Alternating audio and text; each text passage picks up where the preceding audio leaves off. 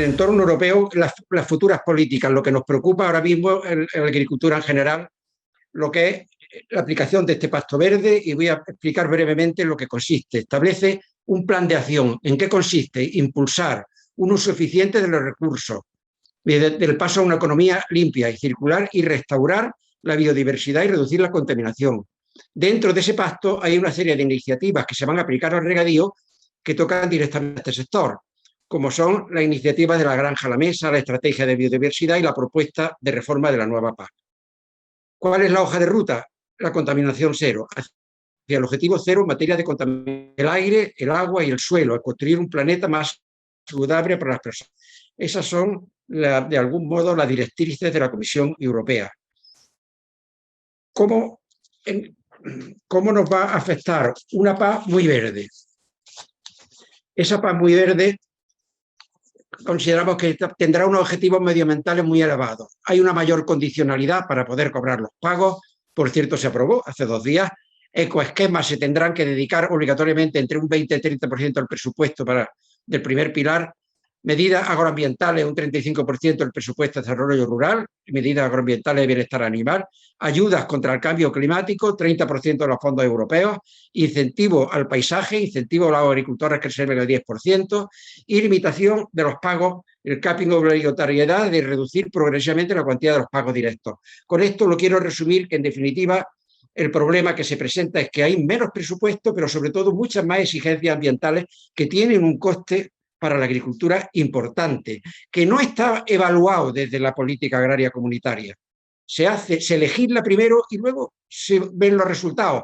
Habría que analizar primero, evaluar primero qué coste económico supone o para la viabilidad de las actividades que va a afectar y luego aplicarlo. Pero bueno, está así. Que la modernización de regadío y los fondos Next Generation. Los fondos Next Generation de la Unión Europea es una oportunidad para salir de la crisis económica generada por la pandemia del COVID-19. Pretenden transformar nuestra economía, crear oportunidades y trabajo en Europa, invirtiendo un total de 750.000 millones de euros para Europa. Y 140. La Unión Europea fijó 4 objetivos básicos para el acceso a los fondos por parte de Estados miembros, lo que quiero justificar por qué el regadío los cumple todos. Primero, de estos objetivos básicos, promocionar la unión económica y social, la cohesión territorial, teniendo en cuenta las diferencias tanto nacionales y los desafíos demográficos. Fortalecer la resiliencia económica y social, mejorando la competitividad a largo plazo de la economía. Mitigar el impacto social y económico de la crisis, mejorando esa igualdad y acceso al mercado laboral y la inclusión, y facilitar la transición verde y digital de acuerdo con el European Green Deal. ¿Cuál es el modelo, digamos, o la modernización de regadío y los fondos Next Generation? ¿Qué relación existe? El regadío incrementa las rentas de las zonas rurales, deduciendo las diferencias de ingresos con las zonas urbanas, y mantiene la población en el territorio. O sea que realmente esto ha sido una lucha siempre de todas las políticas agrarias, de intentar que los ingresos de las zonas rurales se aproximen a los de la zona urbana. No se está consiguiendo, aunque a veces se aproxima algo más, pero bueno, esto lo cumple la modernización de regadíos, con lo cual el primer objetivo básico, que es promocionar la unión económica y social, se cumple. Segundo, el regadío modernizado es la base de nuestro sistema agroalimentario, incrementa la productividad y permite la adaptación de las producciones al mercado. Segundo principio, fortalece la resiliencia económica y social, se cumple. Otro impacto del regadío, o mejor dicho, el regadío modernizado incrementa el porcentaje de empleo para la mujer y jóvenes, mejora la calidad del empleo agrario al conllevar una gestión automatizada, evitando los turnos para riego, en vez de cada 24 horas, 7 días a la semana. O sea que se puede controlar mucho mejor. Mitiga el impacto social y económico de la crisis. El regadío modernizado ahorra agua, fomenta el uso de energías renovables e incorpora nuevas tecnologías y el mundo digital al mundo rural. Cumple el cuarto objetivo, que es facilitar la transición verde y digital de acuerdo con la European Green Deal. Con lo cual se ajusta perfectamente a los principios que plantea o que exige la Unión Europea para la aplicación de estos fondos. ¿Qué pasa con el regadío español? Que es el uso que más agua demanda.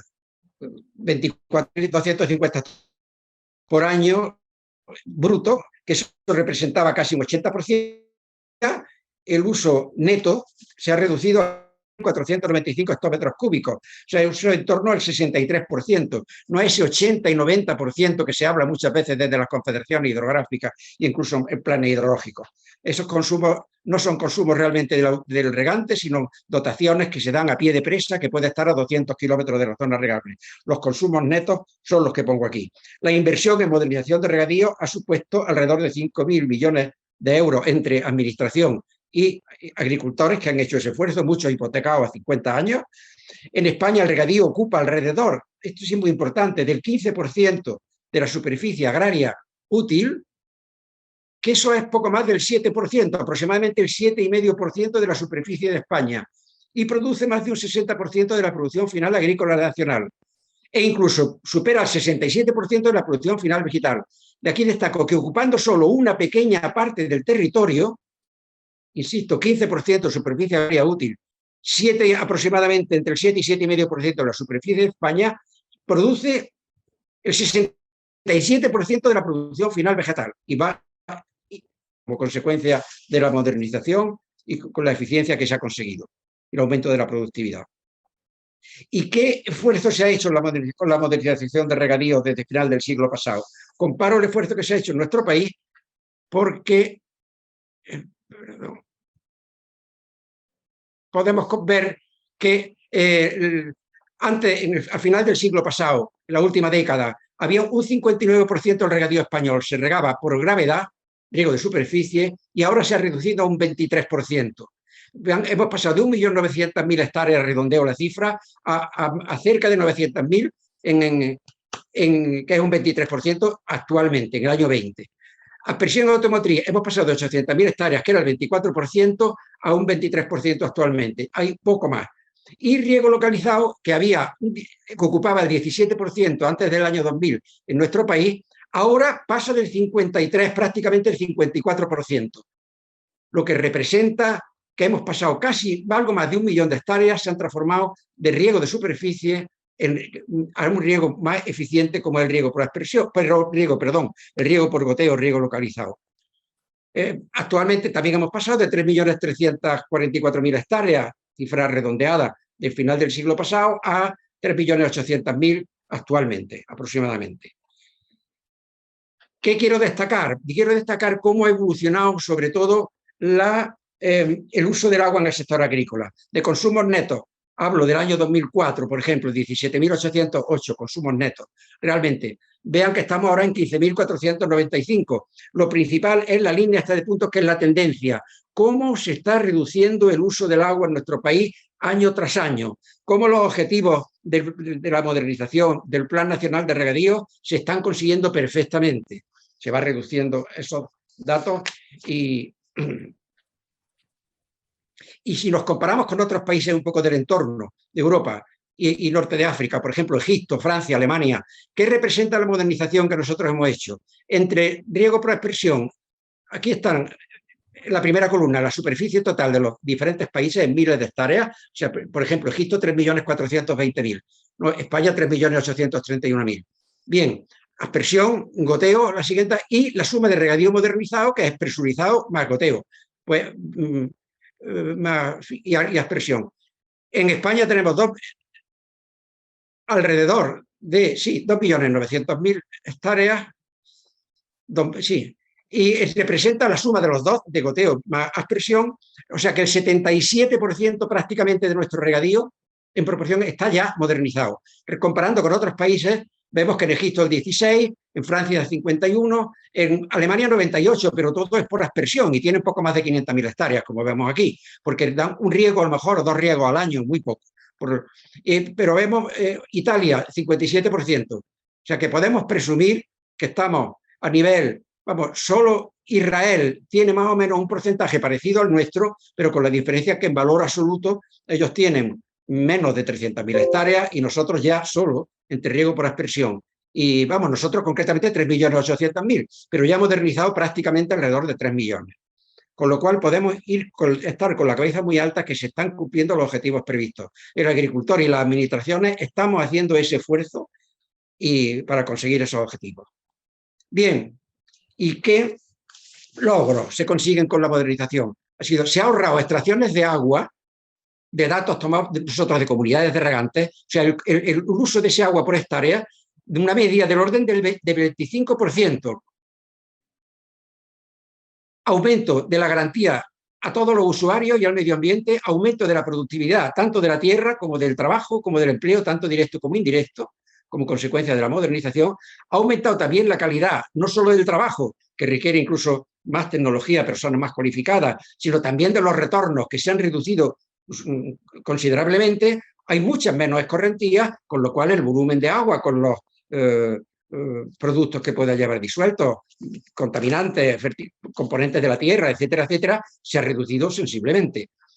Ha permitido además implementar la tarifa volumétrica a todos los agricultores porque tienen un contador individual en general y cada vez se está poniendo ya, lo van a tener todos pronto. Y como negativo, que hemos pasado de unos riegos poco eficientes en el uso del agua, como son los riegos de superficie, sobre todo riegos muy antiguos, muchos de ellos de compuertas, surcos, etcétera, etcétera, que tienen baja eficiencia en el uso del agua, pero no tienen prácticamente consumo energético, o sea, son eficientes en ese sentido. Hemos pasado a un aumento de consumo de energía, con lo cual ha pasado a ser la energía factor limitante de la viabilidad de los proyectos de modernización que se realicen, los ya realizados y los que se hagan en el futuro. De ahí, por eso nos afecta tantísimo las políticas relacionadas con la tarifa eléctrica y sobre todo los costes fijos que estamos intentando desde la Federación Nacional conseguir unas tarifas específicas como había antiguamente para regadío, o al menos pagar por la potencia realmente utilizada, no por una cantidad fija por la potencia máxima contratada durante todo el año. Y llevamos muchos años, parece que el gobierno desoye esto y después del esfuerzo que hemos hecho en modernización, creo que no es el premio que merecemos, sino todo lo contrario. Bien, y veamos a ver la importancia que tiene precisamente el regadío y la población. Ahora que tenemos un ministerio que se llama Transición Ecológica y también se tiene que ocupar de la distribución de la población en el medio rural, en general, en el país. Bueno, pues aquí a la izquierda están las zonas de riego. Y a la derecha se puede observar precisamente la zona oscura son las zonas más despobladas. O sea, las zonas más pobladas son las zonas que están en blanco. Si superponemos una con otra, podemos comprobar cómo coinciden las zonas regables con las zonas más pobladas. Aquí en España,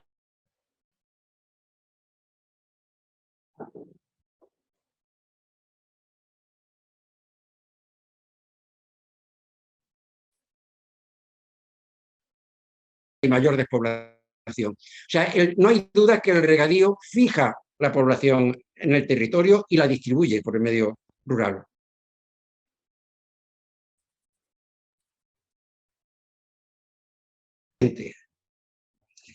Quería hablar. El agua que nos da de comer. ¿Quién consume agua? ¿El agricultor que la usa decir un bien o el que la consume en el bien producido? Por ejemplo, la cantidad de agua que se necesita para producir un bien, no agua de riego, sino el total, desde la humedad del suelo, el agua de lluvia, todo lo que se necesita, por ejemplo, en este caso, la manzana. Hablo de una manzana, no de un kilo de manzana. Se necesitan 70 litros de agua virtual, o sea, todo desde el principio, desde que se siembra,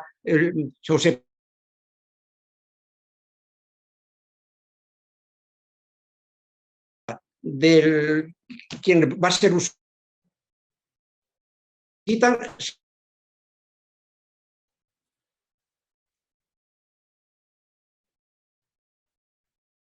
1.300. Para producir un kilo de maíz, 900. Para un vaso de cerveza, pero 250 mililitros, se necesitan 75 litros de agua. Para una copa de vino, 120 litros. Para, por ejemplo, una camiseta de algodón, una camiseta de algodón que se la puede poner cualquier ecologista o cualquier persona, se necesitan 2.700 litros de agua virtual. Y se necesita que haya unos agricultores en algún país sol a sol cuidando ese algodón y que se ocupen de llegar el algodón hasta que llegue al comercio a poder venderse la camisa. Evidentemente, he dicho ecologistas, pero si no son ecologistas se necesita la misma cantidad también de una taza de camisa de carne o se trata de productos de este tipo son cantidades astronómicas. Decir que 1 kilo de carne necesita 15, pues nos echaríamos pero desde la humedad que necesita una plantita para crecer, la necesidad de plantas que necesitan un toro, una vaca y su parte proporcional para tener un ternero, hasta llegar transporte, en fin, todo lo que necesita hasta llegar hasta su consumo. Andrés, pues disculpa, tenemos algún problema sí. de conexión. Si puedes ir finalizando, te lo agradecemos. Termino, sí. La última, conclusiones, nada más. Como conclusiones, final, las nuevas políticas europeas son más exigentes y están limitando la productividad del español. Para mitigar los efectos negativos de los regadíos del Mediterráneo necesitan tecnología y tener el agua garantizada de regulación necesaria, embalses y otras bases, además de la modernización de regadío. Y digo combatir el cambio climático porque con lluvias torrenciales y periodos de sequía más amplios va a ser lo que va a mitigar esos daños. Evitaremos los daños que podremos disponer de agua en la sequía, que es lo único que coincide en los estudios relacionados con el cambio climático. El regadío es un usuario del agua que se ha modernizado mediante grandes inversiones público-privadas, consiguiendo mejoras sociales, territoriales, medioambientales en las zonas regables. La futura modernización del regadío tendrá como objetivo la eficiencia en el binomio agua-energía mediante el aprovechamiento de los desniveles geométricos, así como la producción de energía distribuida para autoconsumo en las zonas regables. Y para lograr una relación en el medio rural es necesario que se cumpla un modelo de agricultura sostenible que ha de estar basado en 2 principios. Primero, lo que llamo competitividad y autosuficiencia económica. El agricultor tiene que poder vivir su familia de esa actividad para no abandonarla. Y segundo, no agresividad al medio ambiente de producción, o sea que es utilizar los bienes que disponen en la agricultura, como es el suelo y el agua, para producir, evidentemente, para no perjudicar precisamente y conservar estos productos para que puedan seguir siendo utilizadas por las generaciones futuras. De este modo, con este tipo de agricultura conseguiremos una múltiple rentabilidad económica, porque todo el complejo agroalimentario asociado está alrededor del regadío. Social, da mucha mano de obra y gente que puede vivir. Medioambiental, utilizar con eficiencia los medios de producción evitará contaminación. Territorial, porque se mantendrá la distribución del territorio. Y por último, el regadío y la biotecnología serán la solución para superar los retos de la demanda de alimentos por una población mundial creciente. O sea, porque permite que con menos tierra, con menos agua y con menos costes de producción, porque hoy día la biotecnología permite eso, ya se produciría mucho más y mejor.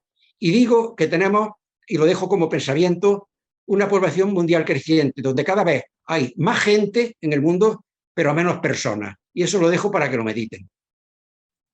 Muchas gracias a todos por su atención.